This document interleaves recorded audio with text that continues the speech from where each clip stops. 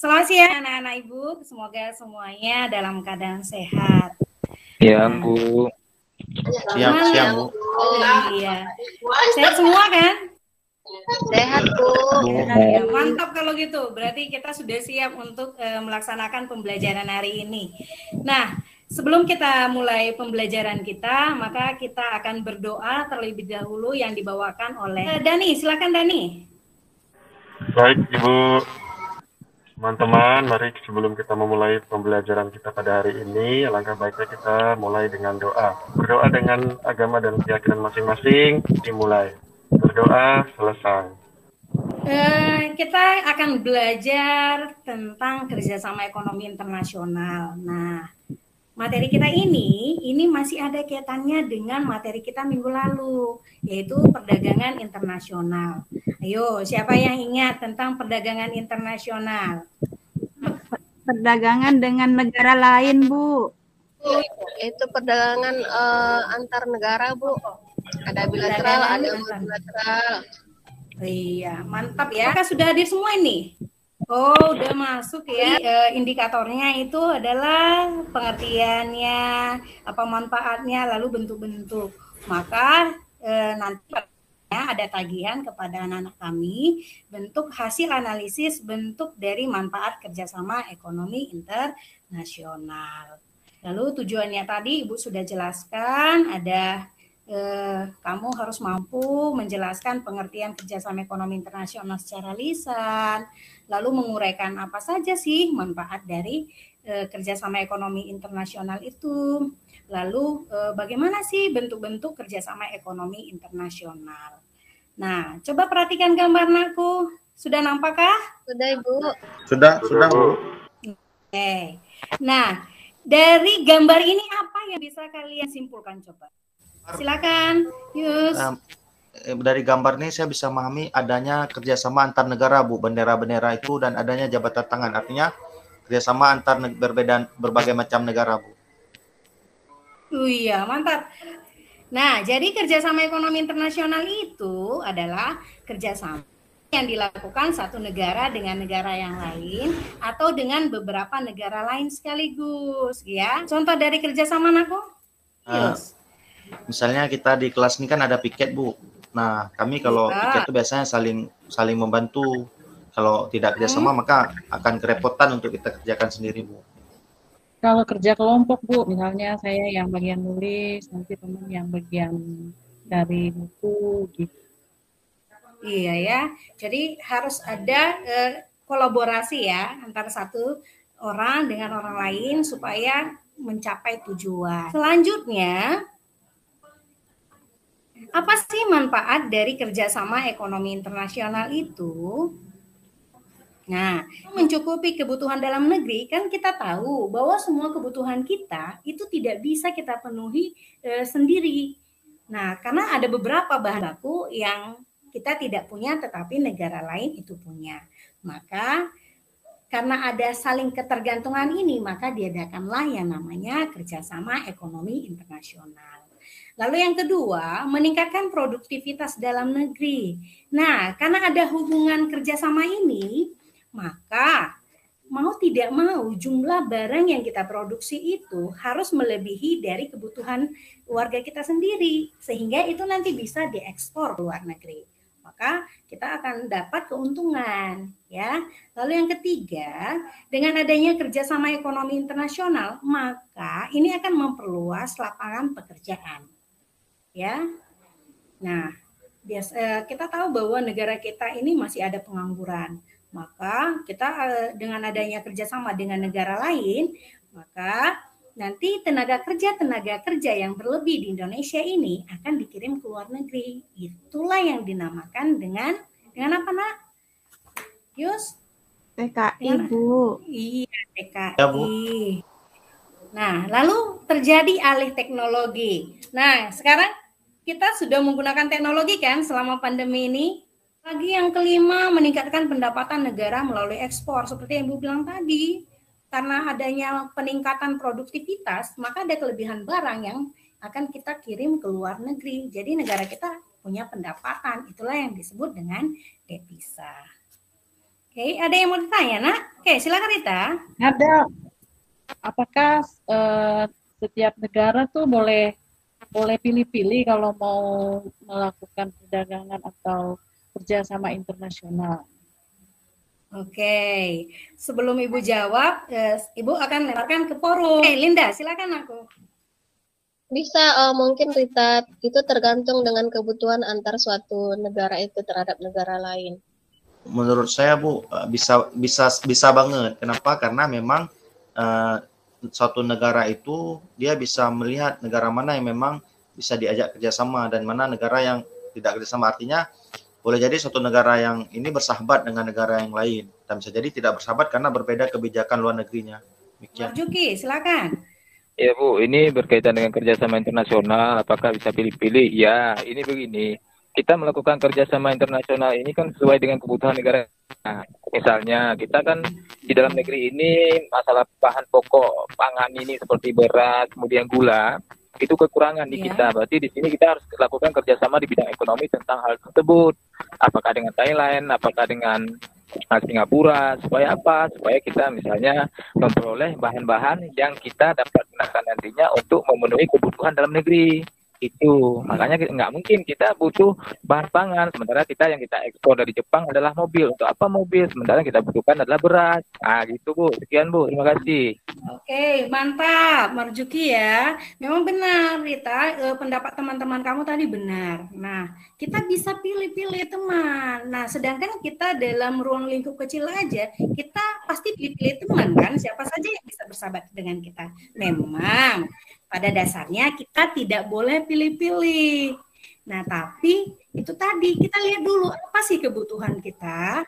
Nah, jadi seperti yang Marjuki bilang tadi, kita butuh beras, tapi nggak mungkin kita melakukan kerjasama dengan Jepang dengan alat-alat yang lain gitu, misalnya mobil gitu, otomotif ya.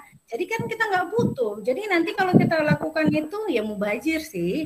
Nah, jadi lebih bagus kita sesuaikan dulu apa yang kita butuhkan, lalu kita tinggal lihat negara mana yang bisa mencukupi kebutuhan kita itu, baru kita lakukan kerjasama.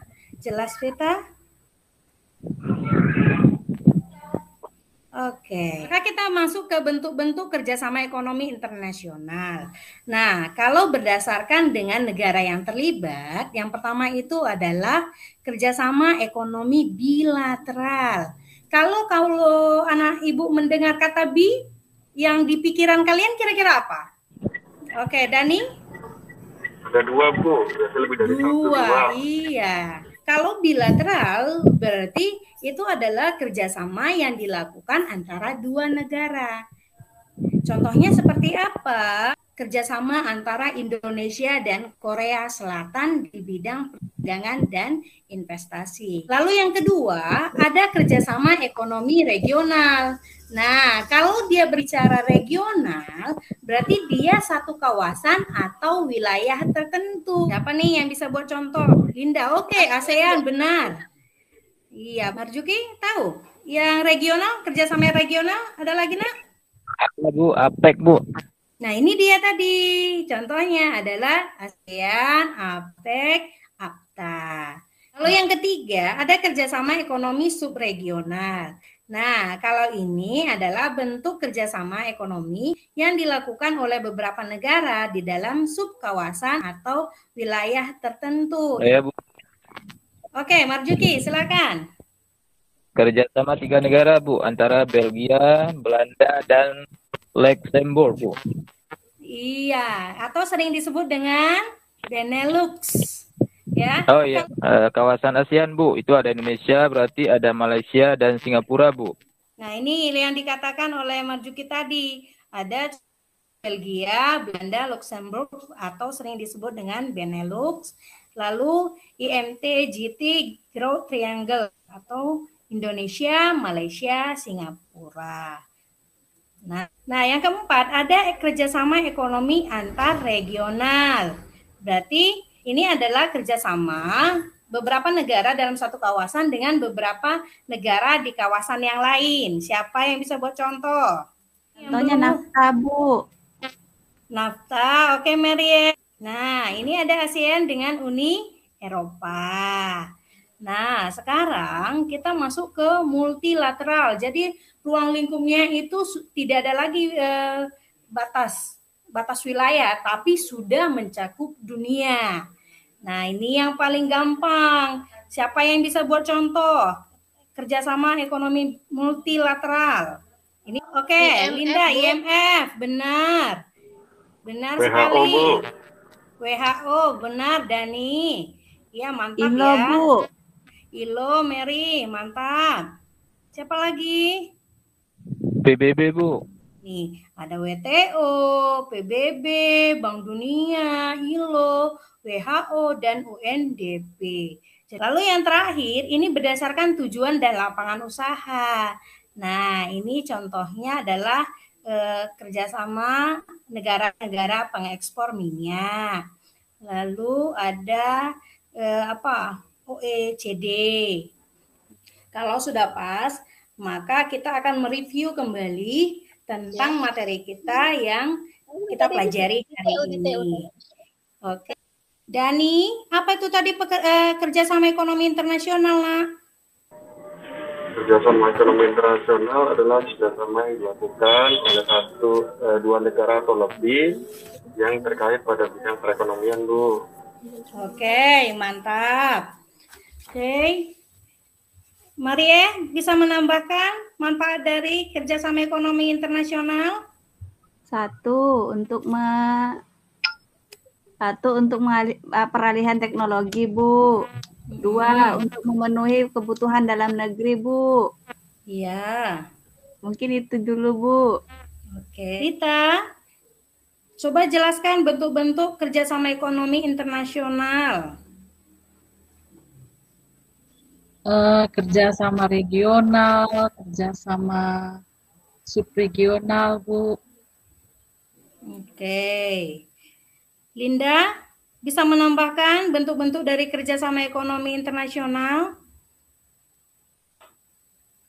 Regional, Bu, bilateral, multilateral. Iya, mantap berarti semua ya. Berarti secara keseluruhan anak kami sudah tahu. Nah, sekali lagi Ibu akan tegaskan bahwa kerjasama ekonomi internasional itu adalah kerjasama yang dilakukan oleh beberapa negara. Nah, dengan tujuan untuk mendapatkan keuntungan. Lalu, adapun manfaatnya tadi untuk memenuhi kebutuhan dalam negeri, mempercepat alih teknologi, memperluas lapangan pekerjaan, lalu meningkatkan pendapatan negara. Lalu, adapun bentuk-bentuknya tadi ada bilateral, ada regional, ada subregional, ada antarregional, multilateral, dan berdasarkan lapangan usaha. Nah, biar kerjasama ekonomi ini bisa berjalan dengan baik, maka kita harus menjunjung tinggi yang namanya kejujuran. Nah, kita harus saling menghormati, lalu saling menghargai, lalu harus mampu berkomunikasi dengan baik. Nah, sehingga kerjasama ini bisa berjalan dengan lancar. Jadi anak-anak ibu nanti dalam kehidupan sehari semoga bisa bekerja sama dengan temannya dengan baik. Nah, mungkin itu saja materi kita hari ini. Nah, untuk tugas evaluasinya Ibu sudah kirimkan di Google Classroom atau buka nanti di e-learning. Nah, nanti kalau anak-anak Ibu lupa dengan materi ini nih, nah, bisa nanti Ibu sharekan ya linknya, Ibu akan kirim video. Nah, link videonya nanti kamu tinggal mengulang saja.